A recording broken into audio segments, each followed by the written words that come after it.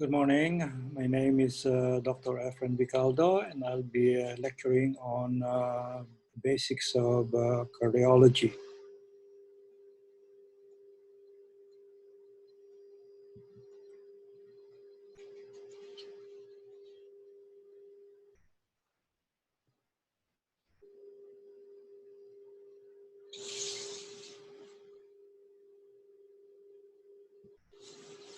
So let's start by discussing disorders of the cardiovascular system. And we are very familiar with the fact that history taking is very important. This is the richest source of information concerning the patient's illness. So general medical history includes personal past history, occupational history, nutritional history, as well as review of systems. The family history is very important because there are some genetic influences in the many forms of heart disease, and history of the risk factors for ischemic heart disease. We're familiar with the risk factors of hypertension, diabetes, smoking, and dyslipidemia. And these are important data we have to gather in the history, as well as the influence of activity on the patient's symptoms. What degree of exertion triggers, for instance, angina, or palpitation, or difficulty of breathing. Then we go into the manifestations of our disease, and this could be brought about by myocardial ischemia, disturbance of the contraction or relaxation of the myocardium, obstruction to blood flow, or abnormalities of cardiac rhythm or rate. So what are the cardinal symptoms of heart disease? Dyspnea is very prominent and common, and this is nothing but an uncomfortable awareness of breathing. If it were sudden an onset or sudden development of dyspnea, then these are the different entities that could be the reason for SADS, such as pulmonary embolism, pneumothorax, acute pulmonary edema, pneumonia, or some form of airway obstruction. If it were slowly progressive dyspnea, then this could be because of chronic congestive heart failure, obesity, pregnancy, bilateral pleural effusion. Now you may also have to distinguish between inspiratory or expiratory dyspnea. If it were inspiratory dyspnea, then it could be because of an upper airway obstruction. Otherwise, if it were expiratory, then lower airway obstruction. Orthopnea is nothing but dyspnea in the recumbent position. And this is commonly due to congestive heart failure, bronchial asthma, COPD, or bilateral diaphragmatic paralysis. The so-called PND, or paroxysmal nocturnal dyspnea, usually begins about 2 to 4 hours after the onset of sleep. This could be accompanied by cough, wheezing, or sweating. And this is often relieved by sitting on the side of the bed, and the characteristic disease entity of the heart is that of heart failure or LV dysfunction or LV failure. And this could be preceded by cough. Hypopnea is dyspnea that occurs only in a lateral decubitus position, right? This could be seen in patients with significant fluid in the chest, okay, such as in patients with significant pleural effusion. Platypnea is quite interesting form of dyspnea, in that this is commonly seen in patients in upright position. The disease entities or abnormalities of the heart that could bring about this type of dyspnea is that of PFO or patent foraminovalle, or patients with atrial septal defect. Okay. Next symptom is that of chest pain or discomfort. Levine sign is the clenching of the patient's fist. and putting it in his sternal area. This is characteristic of patients who suddenly develop angina or chest pain due to coronary artery disease. We have to be aware of the so-called angina equivalents, and these are discomfort limited to the areas that are ordinarily sites of secondary radiation, such as the ulnar aspect of the left arm and forearm, lower jaw, teeth, the neck, or shoulders, and the development of gas and belching, nausea, and dizziness and diaphoresis.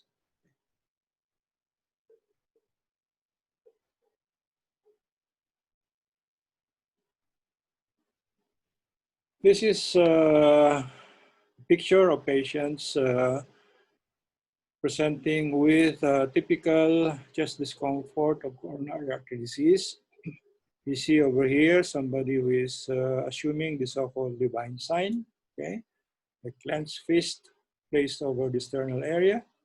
And over here is somebody who is diaphoretic.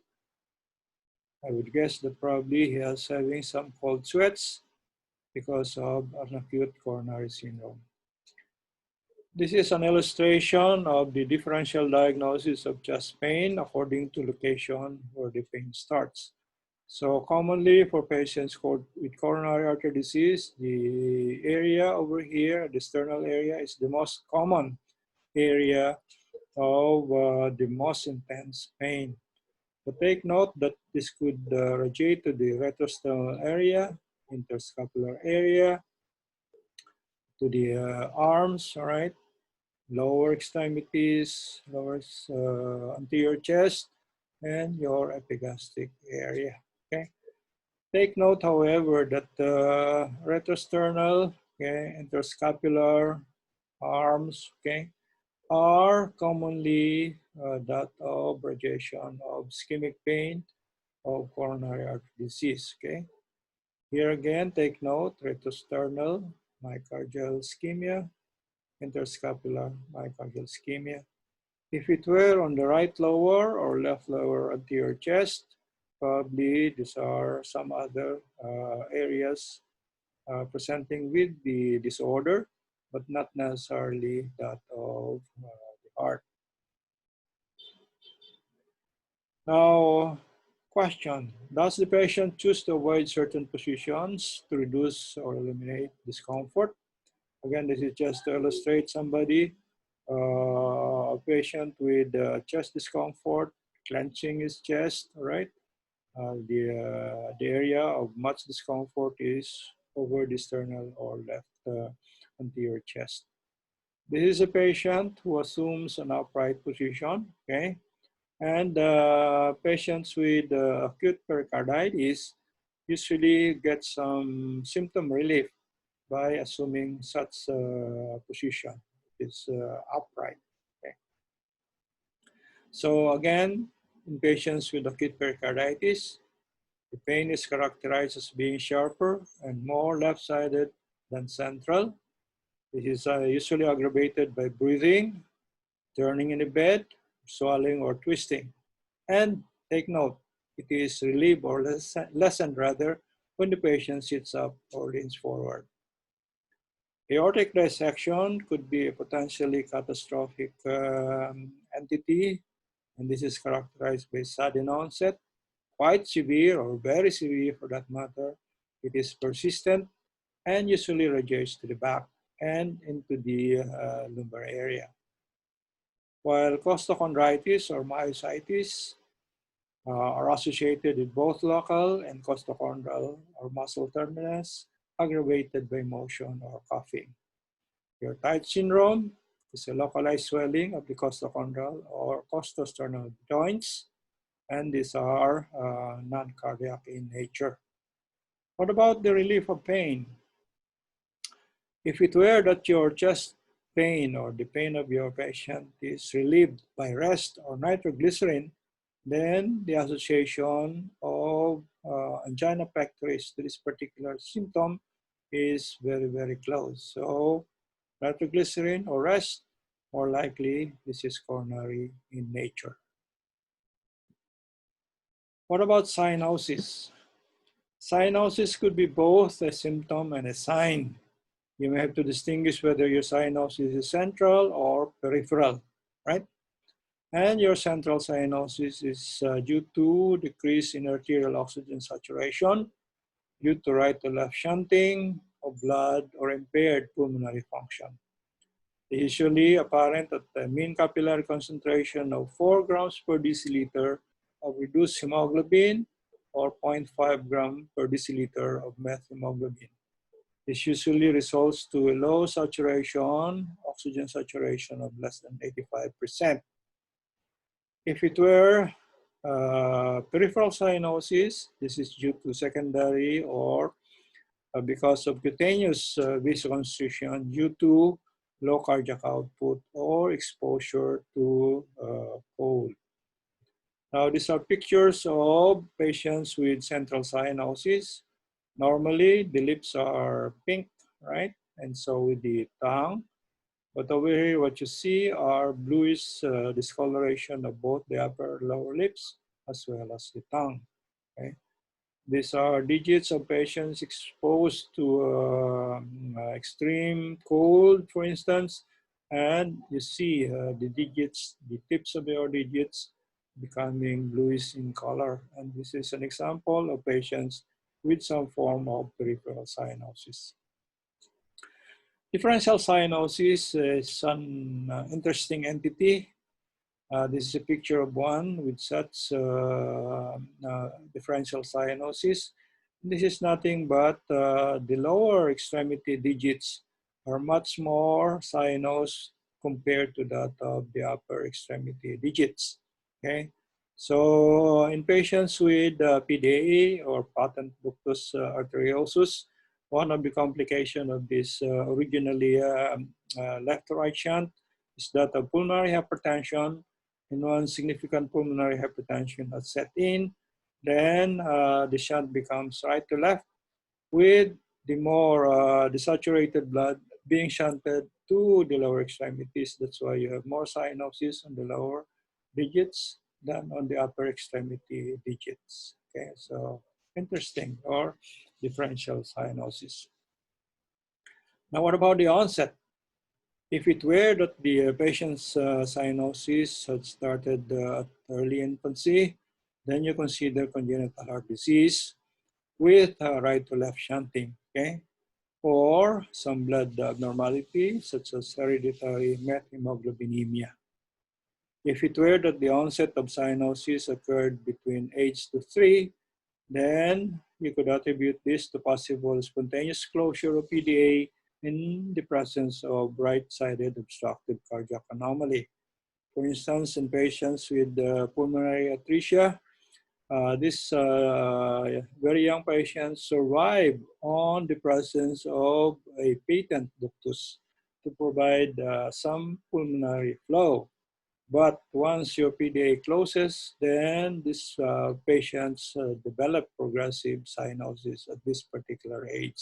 Okay. At age 6 or later, you might be developing progressive right ventricular outflow tract obstruction in patients with ventricular septal defect. In the ages 5 to 20, these are seen in patients with original left-right shunting, such as ASD, VSD, or PDA. And once they have reached some ages 5 to 12, you may already have developed pulmonary hypertension and secondary reversal of shunt, meaning right to left shunting. So these patients become cyanosed. What about syncope? Syncope is defined as loss of consciousness as a result of reduced perfusion of the brain. Okay? And it could be because of cardiac etiology or cardiac syncope. It is usually rapid in onset without aura and usually not associated with some convulsive movements, and consciousness is regained promptly. Okay? So these are some clues looking at the history, right, to elucidate the cause of syncope. Just some example. If it were because of drugs, then these patients could develop orthostatic hypotension, okay? If your patient is on antihypertensive, for instance, quite commonly potent vasodilators, alpha blockers, for instance, and it could be because of some metabolic problems such as hypoglycemia from, for example, excessive or excess insulin injection. If it were because of severe pain or emotional stress, then it is usually vasovagal in nature, right? If it were triggered by head movement or of the neck, this could be because of carotid sinus hypersensitivity. If it were because of exertion, this could be due to obstruction to left ventricular outflow, such as patients, for instance, with aortic stenosis. Motion of the upper extremities could lessen cerebral flow due to the phenomenon of the so-called subclavian steal, right? If it were sudden, then these are the possible entities, right? If it were gradual, this could be due to hyperventilation or hypoglycemia. Position at onset, okay? This could be because of orthostatic hypotension if it were due to rising. Very good example of this are patients, for instance, with prostate enlargement. They're placed on alpha blocker, and on rising early morning, they could just suddenly develop dizziness, no, or even fall because of the medication. They develop some form of syncope. For long-standing, commonly seen in patients with military who are military trainees, these are usually vasovagal, right? And some aspect about post-syncopal clearing of sensation, no? If it were slowed, it could be neurologic. If it were rapid, then other causes, right? So next symptom is that of palpitation. This is nothing but an unpleasant awareness of the forceful or rapid beating of the heart, okay? Edema is another symptom or sign. If you take note of the edema of the legs that is most pronounced in the evening, this is usually due to a failing left ventricle or congestive heart failure, or localized on the extremities such as your bilateral chronic venous insufficiency. And other than the edema, there might be an associated weight gain of at least 7 to 10 pounds. If ascites precedes edema, then this could be because of liver cirrhosis. But otherwise, if the ascites follows edema, then this is more likely due to either cardiac or renal disease. Nocturia is a common early complaint in patients with heart failure as well, right? Fatigue is quite non-specific, but fatigue could also due to heart failure, or could be because of drugs such as beta blockers for that matter. What about cough? So you look at the characteristic of the sputum, right? If it were pink, frothy, this could be due to pulmonary edema. If it were clear, white, or mucoid, this could be viral, right? If it were thick, yellowish, then this could be infectious in nature. Rusty sputum is characteristic of pneumococcal pneumonia, and still quite common among our population is that of tuberculosis. If it were blood streak sputum rather, no? Other entities that could bring about blood streak sputum are bronchiectasis, carcinoma, or pulmonary infarction. Okay? So hemoptysis is production of blood, either strict or grossly. Again, quite common among our patients with pulmonary tuberculosis. Now, these are the different methods of assessing the so-called functional capacity. No? The so-called New York Heart Association Functional Classification, or fondly called NIHA, So NIHA stands for New York Heart Association classification. There is a counterpart in Canada, your Canadian Cardiovascular Society functional class. And these are the specific activities that the patient may do or may be able to do based on the reference here is what they could achieve in, for instance, the treadmill. Just to elucidate, if you have a class 1 patient, these are patients with cardiac disease, but without resulting limitation of physical activity, right? Ordinary physical activity does not cause undue fatigue, palpitation, dyspnea, or angina, okay?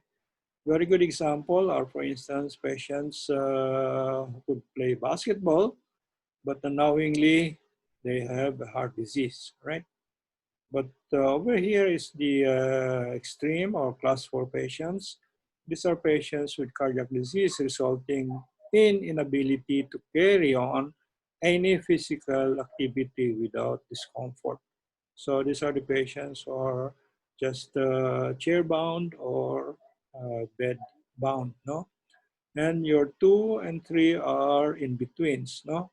Your 2 are patients with cardiac disease resulting in slight limitation of physical activity, right? While 3 patients, functional class 3, are patients with cardiac diseases resulting in marked limitation of physical activity.